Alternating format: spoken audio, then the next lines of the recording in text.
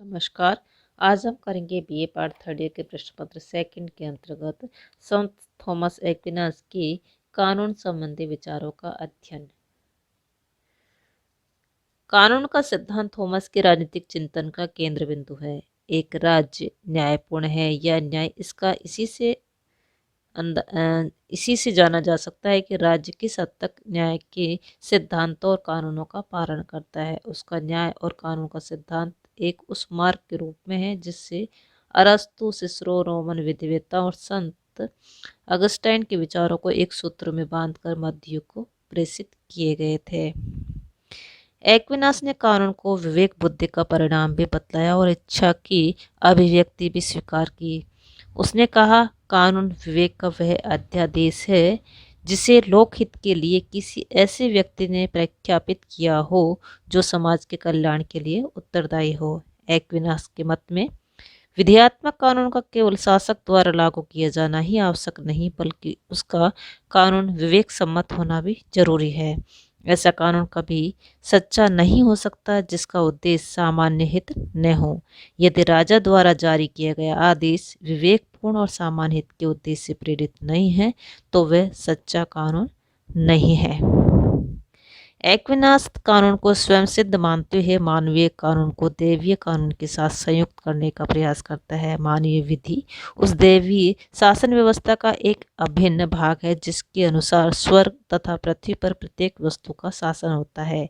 यह व्यवस्था सीधे ईश्वर के विवेक से उत्पन्न हुई है और सभी प्राणियों का नियमन करती है। संकुचित मानवीय अर्थ में यह विधि एक सार्वभौमिक तत्व की अंश मात्र है।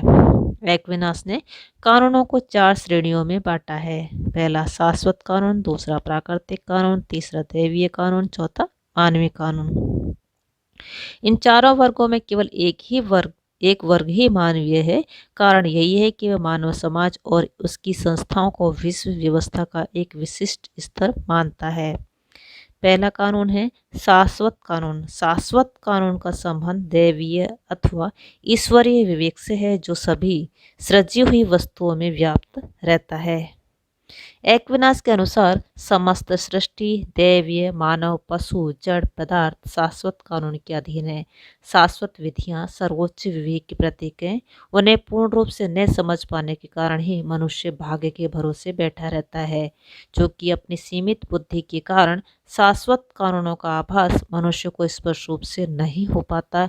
अतः प्राकृतिक कानून के रूप में ईश्वर मनुष्य को शाश्वत कानून का आभास करा देता है। दूसरा कानून है प्राकृतिक कानून। एक्विनास के मतानुसार प्राकृतिक कानून सृष्टि के प्राणियों में दैवी बुद्धि का प्रतिबिंब है। इसकी प्रेरणा से सभी प्राणी अच्छाइयों को प्राप्त और बुराइयों को दूर करना चाहते हैं। इन कानूनों की उत्पत्ति शाश्वत कानूनों से ही होती है, किंतु ये उनसे अधिक स्पष्ट और बोधगम्य होते हैं। ये कानून मौलिक रूप से सबके लिए समान होते हैं, परंतु कुछ विशेष काल और स्थान के लिए भिन्न भिन्न भी हो सकते हैं। प्राकृतिक कानून विश्व की सभी वस्तुओं में समान रूप से व्याप्त हो सकते हैं, चाहे मनुष्य हो, पशु हो या वनस्पति हो। अंतर यही है कि मनुष्य में इनका बड़ा सुंदर ढंग से अभिव्यक्तिकरण हुआ है, क्योंकि वह विवेक से कार्य करता है, जबकि पशु पौधे अचेतन रूप से कार्य करते हैं। प्राकृतिक कानून ईश्वरीय विवेक से उत्पन्न होते हैं, अतः वे अपरिवर्तनशील होने के साथ ही आवश्यक भी हैं। प्राकृतिक विधि में वे सभी बातें शामिल हैं जो मनुष्य की प्रवृत्ति को व्यापकतम आधार देती हैं। आत्मरक्षा की प्रवृत्ति, यौन संभोग, संतान की इच्छा, समाज में रहकर जीवन बिताने की इच्छा, सत्य का बोध, बुद्धि का विकास आदि बातें कानून से संबंधित हैं। विवेक से उत्पन्न होने के कारण ये कानून सभी ईसाइयों और पैगरों में समान रूप से पाए जाते हैं। तीसरा है दैवीय कानून। दैवीय कानूनों को एक्विनास ने प्राकृतिक कानूनों से निम्न स्थान दिया है। इनकी प्राप्ति उपबोध द्वारा होती है, बाद में इन्हें धर्म ग्रंथों में लिपिबद्ध कर दिया जाता है। जब कोई मनुष्य विवेक शून्य होता है अथवा अपनी बुद्धि को त्याग देता है तो ये दैवीय कानून उसमें उत्पन्न कमियों और बुराइयों को दूर करते हैं। ये विधियां ईश्वर की देन है। इनके अध्ययन और अनुसरण से मनुष्य मोक्ष की प्राप्ति कर सकता है। दैवीय कानून ईश्वर प्रदत्त एक उपहार है, मानव बुद्धि की उपज नहीं है। यह जीवन के आध्यात्मिक पक्ष को जितना निर्धारित करता है उतना लौकिक पक्ष को नहीं। विभिन्न जातियों और कालों में दैवीय कानून का रूप और तत्व भिन्न भिन्न होता है, जबकि प्राकृतिक कानून मानव मात्र के लिए एक है। प्राकृतिक कानून दैवीय कानून में विरोध नहीं हो सकता, क्योंकि वे विवेक सम्मत होते हैं। नेक्स्ट है मानवीय कानून। मानवीय कानूनों को एक्विनास ने सबसे निम्न श्रेणी का माना है। शाश्वत प्राकृतिक और दैवीय विधियां मनुष्यों पर लागू अवश्य होती है, किंतु न तो मनुष्य तक ही सीमित रहती है, न केवल मानवीय प्रकृति के ऊपर ही आधारित है। जो विधि विशेष रूप से मनुष्य के लिए है, उसे एक्विनास मानवीय विधि का नाम देता है। उ, उस उसके दो भेद माने हैं, राष्ट्रों के कानून और नागरिकों के कानून। मानवीय कानूनों का स्रोत प्राकृतिक विधि है। जब धीरे धीरे प्राकृतिक विधियां परंपरा में प्रचलित हो जाती हैं, तो राज्य इन कानूनों का समर्थन करता है। राज्य द्वारा समर्थन अथवा इन कानूनों का सुपुष्टिकरण करने पर मनुष्य इन्हें मानने के लिए बाध्य हो जाता है। संपुष्टि राज्य द्वारा समर्थन अथवा इन कानूनों का संपुष्टिकरण होने पर मनुष्य इन्हें मानने के लिए बाध्य हो जाता है। इनके पालन से सामाजिक व्यवस्था को बल मिलता है। इनका पालन न करने पर मनुष्य राज्य द्वारा दंडनीय होता है। मानवीय कानून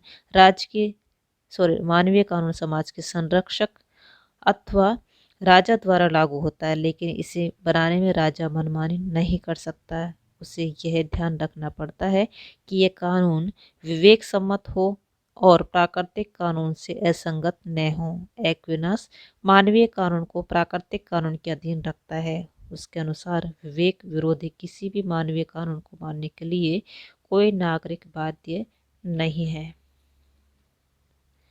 मानवीय कानून के निर्माण में शासक पर एक्विनास का एक अन्य प्रतिबंध यह है कि कानून किसी व्यक्ति या वर्ग विशेष के हितार्थ नहीं, बल्कि सामान्य हित के लिए बनाया जाना चाहिए। राजा की विधि निर्मात्री शक्ति केवल लौकिक विषयों तक ही सीमित है। आध्यात्मिक विषय इसकी सीमा में नहीं आते, वे दैवीय कानून की सीमा में आते हैं। नेक्स्ट आ जाता है एक्विनास के ये उपरोक्त जो अध्ययन किया है एक्विनास के कानून संबंधी विचारों का है। नेक्स्ट एक्विनास से संबंधित ये है, एक्विनास को मध्ययुग का अरस्तु कहा जाता है। इससे संबंध में निम्न विचार हैं। एक्विनास मध्ययुग का अरस्तु था। उसने अरस्तु के दर्शन रूपी नींव पर चर्च, धर्म, शास्त्रीय विचार और पोप की श्रेष्ठता रूपी भवन का निर्माण किया। अरस्तु के आधारभूत विचारों का बाइबल की शिक्षाओं से समन्वय अथवा सम्मिश्रण करके उसने कई नई विचारधारा को जन्म दिया। एक्विनास ने अरस्तु से कितना ग्रहण किया अथवा वह अरस्तु का कितना ऋणी था, इस पर एक्विनास के दर्शन के वर्णन प्रसंग में बहुत कुछ लिखाया गया है। एक्विनास ने अरस्तु के समान स्वीकार किया है कि कुछ ऐसे सत्य भी हैं जो बुद्धि से परे हैं और जिनका ज्ञान केवल श्रद्धा तथा ईश्वरीय कृपा से ही संभव है। उसने अरस्तु के समान यह भी माना है कि मानव समाज की रचना सब व्यक्तियों के लिए हुई है, तथापि यह अवश्य है कि उसने मानव समाज से श्रेष्ठतर स्थान दैवीय समाज को दिया। अरस्तु की बातें एक्विनास राज्य को व्यक्ति के सांसारिक जीवन के लिए अनिवार्य मानते हुए राज्य के कार्यक्षेत्र को व्यापक बनाने के पक्ष में है और इसलिए उसे आर्थिक, शैक्षणिक तथा सामाजिक कार्य सौंपता है। वह राज्य की श्रेष्ठता और उपयोगिता को स्वीकार करते हुए उसका आग्रह इस बात पर है कि सर्वोच्च मानव संस्था चर्च है, न कि राज्य। अरस्तु की भांति एक्विनास भी मानता है कि समाज श्रेष्ठ जीवन की प्राप्ति हेतु की जाने वाली सेवाओं के परस्पर विनिमय की व्यवस्था है। ईसाई धर्म के परंपरागत विचार को एक्विनास ठुकरा देता है कि राज्य की उत्पत्ति पाप से और मनुष्य के पतन के कारण हुई है। वह अरस्तु के दर्शन की इस आधारभूत विचार से सहमत है कि राज्य एक प्राकृतिक संस्था है, मनुष्य के सामाजिक स्वभाव का परिणाम है तथा उसका उद्देश्य नागरिकों को शुभ जीवन की प्राप्ति में सहायता देना है। पर एक्विनास चाहता है कि शुभ जीवन इस प्रकार का होना चाहिए जिससे मोक्ष की प्राप्ति हो सके। इसके लिए चर्च को आवश्यक मानता है। शासन के विभिन्न रूपों के वर्गीकरण के संबंध में भी एक्विनास ने अरस्तु का अनुसरण किया है। अरस्तू की भांति वह सर्वहितकारी शासन प्रणालियों को अच्छा और न्यायपूर्ण तथा केवल मात्र शासक का ही साधने वाली शासन प्रणाली को निष्कृष्ट बताता है। अरस्तू की भांति वह भी मिश्रित शासन व्यवस्था का समर्थन करता है। एक्विनास ने कानून संबंधी विचारों पर भी अरस्तू का प्रभाव है। वह कानूनों को विवेक बुद्धि का परिणाम मानता है, पर साथ ही वह कानून में ईश्वर प्रदत्त शाश्वत और देवी कानूनों को भी शामिल कर देता है। अरस्तु की नैतिकता संबंधी अथवा आचार शास्त्र की विचारधारा को भी एक्विनास ने स्वीकार किया है। तथापि उसके मत में अरस्तु का बड़ा दोष यह है कि उसने इस सत्य की उपेक्षा कर दी है कि मनुष्य का प्रकृति से परे भी एक लक्ष्य वह है मोक्ष या भावी आनंद की प्राप्ति। इस प्रकार देखते हैं कि एक्विनास पर अरस्तु का गहरा प्रभाव था, पर जहां अरस्तु के विचारों का खंडन नहीं किया गया वहां उन्हें पूर्ण सत्य भी नहीं माना। एक्विनास ने अरस्तु के विचारों को उसी सीमा तक सत्य माना जहां तक श्रद्धा रहित मानव बुद्धि की पहुंच है।